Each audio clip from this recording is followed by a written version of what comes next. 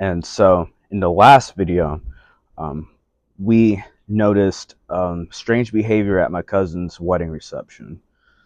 I had a family member who folded on all of her principles when the rubber had hit the road.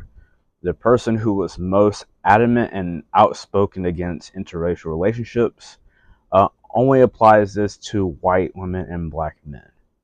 This does not apply to black women and white men. And this neatly brings us to a macro problem in American society. And it is bigger than the incident at the wedding reception, and it is bigger than race, gender, etc. American society has an oversaturation of bosses. However, we have very few leaders. And there's a very distinct difference between a boss and a leader. That's probably going to be a topic for another video, but I am currently out of time.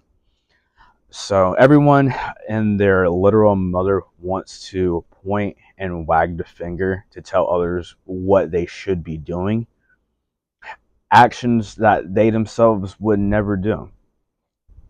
When we have a society of folks who point and wag the finger, but who are not willing to get in the trenches themselves, then all forms of authority lose credibility.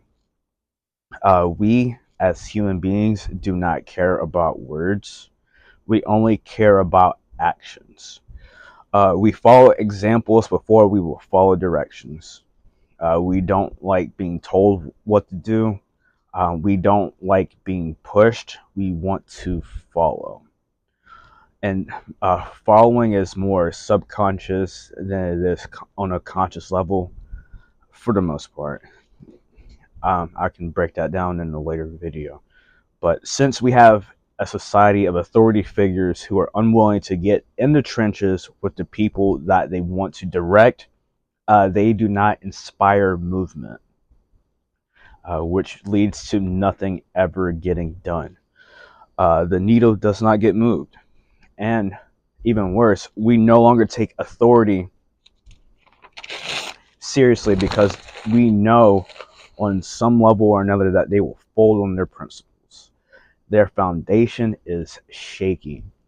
And with their foundation being shaky and us being aware of their shaky foundation, we wait for that foundation to crack and for them to fall off their pedestal. Everything that they say is noise, and the infinite amount of noise that you and I have to hear in our everyday lives.